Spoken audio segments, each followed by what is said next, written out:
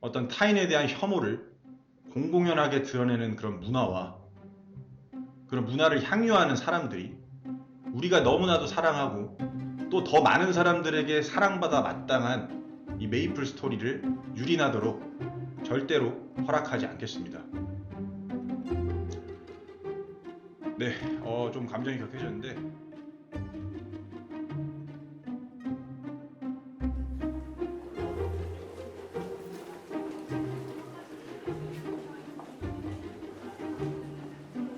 작업물로 누군가를 조롱하겠다고 한 적이 없습니다. 조롱한 적도 없습니다. 저들의 주장대로 제가 은근슬쩍 혐오 표현을 넣었다면 제가 작업한 그림에만 있어야 할 것입니다.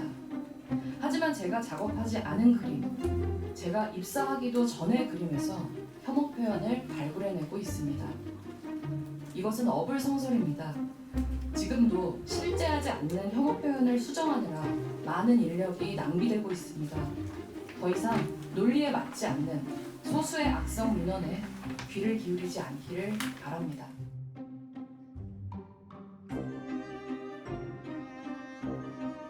또 다시 시작됐습니다. 바로 이 집게손 모양을 둘러싼 논란 말입니다. 사건의 발단은 이렇습니다.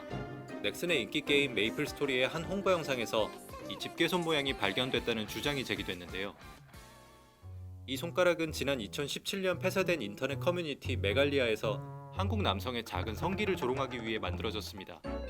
그런데 누군가 남성 혐오를 위해 의도적으로 이 과거의 상징을 작업물 곳곳에 은밀하게 숨겨두었다고 주장한 겁니다. 일부 남성 유저들의 반발이 이어지자 넥슨 측은 일제히 사과 공지를 올리고 게임 영상에 대한 내부 조사까지 벌이며 적극 대응에 나섰습니다. 심지어 논란이 된 장면을 작업한 하청업체를 압박해 제대로 해명할 기회조차 주지 않고 사과문을 쓰게 하기도 했죠. 사실 논란이 된 그림을 그렸다고 알려진 일러스트레이터는 전혀 다른 직원으로 밝혀졌는데도 말입니다. 이게 이게 뭐라고? 그러니까 그 손모양이 진짜 뭐라고. 그러니까 처음부터 그냥 블랙 컨슈머라고 생각하고 무관심으로 대응했어야 된다 생각해요. 그러니까 근데 제가 이 얘기를 2년 전인가도 했거든요. 근데 2023년에도 같은 일을 발생했다는 게 참, 그것이 진짜 혐오인가 아닌가 혹은 이것이 사생검증인가 아닌가를 우리는 논의하지조차 않았거든요. 그냥 그쪽의 일방적인 주장일 뿐이에요. 근데 그런 주장들을 받아주는 참 기업도 어떻게 보면 굉장히 한심하고, 최초의 시작이 넥슨이었잖아요. 그 넥슨의 클로저스 사건도 티셔츠 하나였잖아요. 남성 혐오라고 누가 봐도 볼 수 없는 그냥 여성을 지지하는 그런 거였는데 그냥 논리적으로 이해하려고 하는 그 에너지가 너무 힘든 것 같아요, 저희가. 사실 게임 업계에서 근거 없는 추측으로 누군가를 남성 혐오자로 낙인 찍고 괴롭히는 일은 이번이 처음이 아닙니다. 지난 7월에는 게임 림버스 컴퍼니를 만든 제작사 프로젝트문에서 한 일러스트레이터와의 계약을 갑자기 종료하기도 했습니다.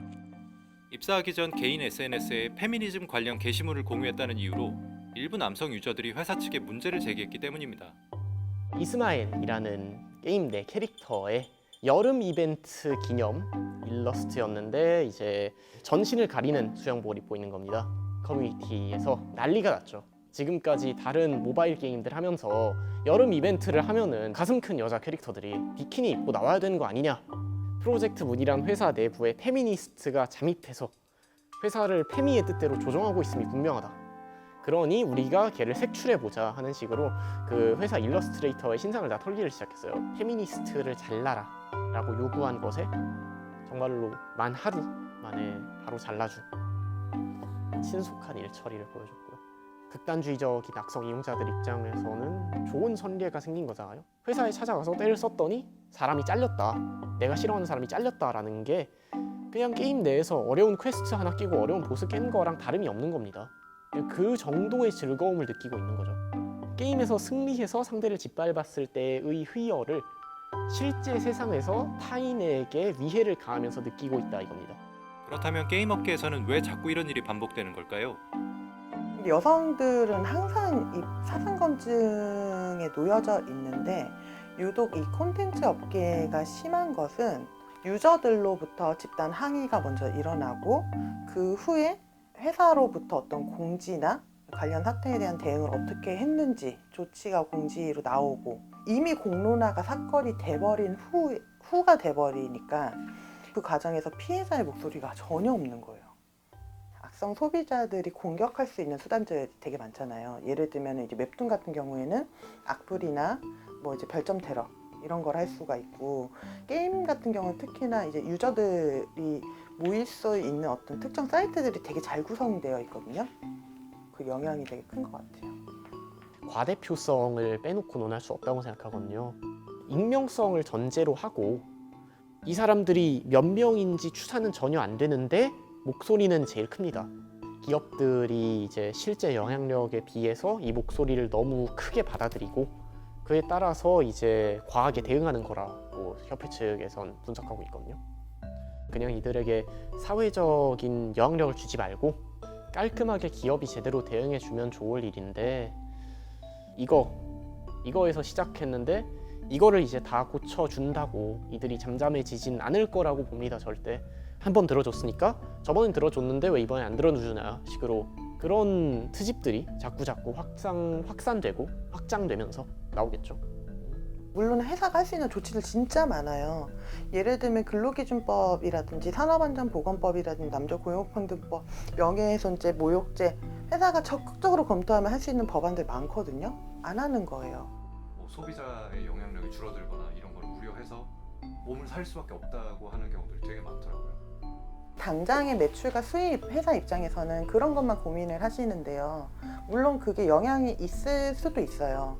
근데 그거는 사실 확인을 해봐야 되는 거거든요. 얼만큼의 수입이 감소하는지에 대한 것들도 충분히 이제 검토를 해봐야 되는데 사실 그 단기간에 그걸 검토했을 거라고 보여지지는 않고요.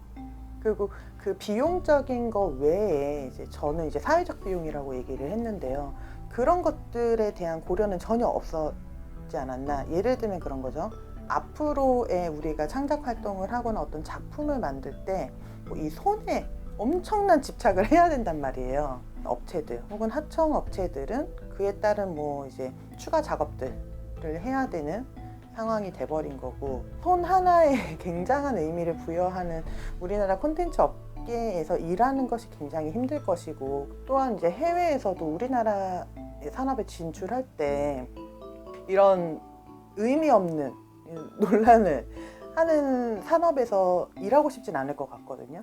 결국에는 우리 산업 전체가 무너질 수밖에 없는 그런 선택인 건데 누구한테 과연 이득일까?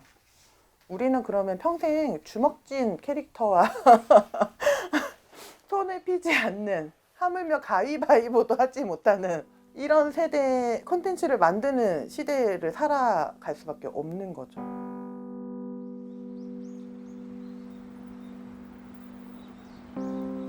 넥슨은 혐오차별의 호응 말고 노동자를 보호하라!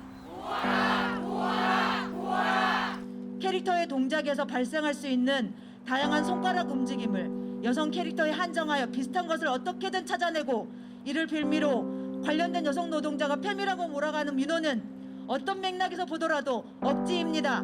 게임 업계가 그토록 두렵다고 말하는 페미의 상은 사실상 게임 업계가 억지 민원에 응답하여 만들어낸 허상일 뿐입니다. 넥슨 사태 이후에 이 게임 산업에 종사하시는 그런 노동자들이 겪고 있는 차별 문제라든지 이런 사상 검증에 대한 증언들도 이어지고 있고요. 2016년 당시에 있었던 넥슨 사태 때 말하지 못했던 그런 이야기들을 이제 하시는 분들도 계시고, 그러면 이거를 어떻게 활용해서 앞으로 좀 이 사태를 막을 수 있을까라는 지금 고민 속에서 준비를 하고 있는 상황이에요. 이 악성 유저들의 공격이 점점 집단적인 테러를 일으키는 방법이 점점 교모해지더라고요. 무섭지 않고 저는 오히려 여성 노동자들이 하나둘씩 해고되는 그 상황을 막지 못하는 사태가 더 무서워요. 근데 이런 감정들이 저뿐만이 아닐 거예요. 모든 여성 노동자들 전반이 다 그렇게 생각할 것 같아요. 그래서 그런 연대의 마음들과 그리고 이제 모두 이 말도 안 되는 소리에 다 같이 힘을 내서 목소리를 내는 것이 우리가 할 수 있는 최선의 방법이 아닐까라는 생각이 생각이 좀 들더라고요. 더 이상 게임 페미니즘 사상 검증이라는 단어가 그런 일이 있었대 뭐 이런 식으로 나오게끔 하나의 그냥 역사가 되도록 우리가 좀 힘써야 되지 않을까 싶어요.